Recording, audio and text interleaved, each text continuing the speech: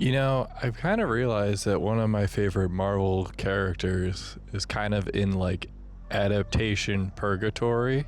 He's actually a version of Venom. His name is Agent Venom, and he is when Flash Thompson ends up wearing the Venom suit for a little bit.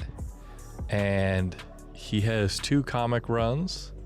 And when I started actually reading comics, I think his first comic run is probably one of my favorite stories that'll never really get adapted, because you kind of need one of comics' biggest issues in order for him to work. You see, comics don't really end. Something like Spider-Man has been going on probably since around the time my parents were kids, and will be going on around the time that I have kids of my own. It's because of that we've had established that Flash Thompson was a bully. He bullied Peter Parker, who was Spider-Man. Flash Thompson just so happened to also look up to Spider-Man as a hero, and while he was being cruel towards Peter, and we learn retroactively that he looked up to Peter as Spider-Man because he saw Spider-Man as someone brave that could possibly stand up to Flash's alcoholic father, who was abusive to him and his sister. Flash, because of his inspiration from Spider-Man, wants to be a hero, and his best way of doing that is to join the US military.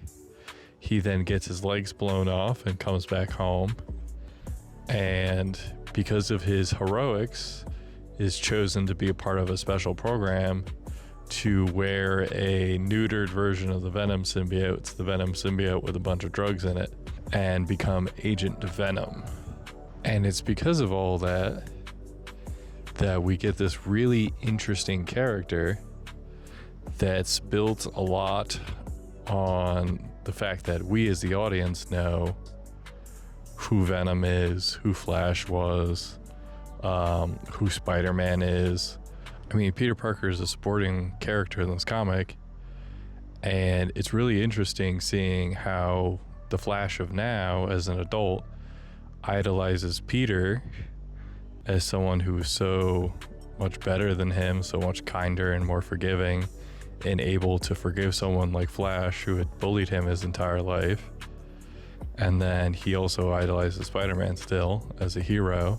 And I think one of the points where I thought to myself, I'm like, hey, this is a great story, is when Flash is trying to save his girlfriend, or his ex-girlfriend at the time, I don't super remember, and he loses control of the Venom symbiote and just goes from Agent Venom to just regular Venom, and Peter ends up beating him up and then saves Betty because he thinks that Flash had kidnapped Betty, and he calls him a monster and threatens him, and then Peter leaves and Flash is just kind of sitting there, now kind of regaining control and just feeling bad for himself. And I think that's really interesting. I think it's interesting that Flash sees himself as kind of worthless and kind of as a monster, and he's paired with something that is also seen as a monster, and I think that's cool. I think the only issue is that we will probably never see this adapted anyway, even though if it's weirdly referenced a few times in like the Ultimate Spider-Man cartoon, and in the Spider-Man PS5 game, they like have people wear Agent Venom type things, so that way you would go like, oh look, it's Agent Venom, I know that guy. But then also, I think it's probably because Venom is stuck in kind of main villain territory, and thus you continue to get his origin story. Like, every Spider-Man thing, for some reason, needs to have its own version of the Black Suit arc. It needs to have Peter get the suit. It needs to have him be surprised and be excited. and then he learns that it's an alien, and then he strips it off and it joins someone else, and it gets angry and becomes a villain, and then he beats it up.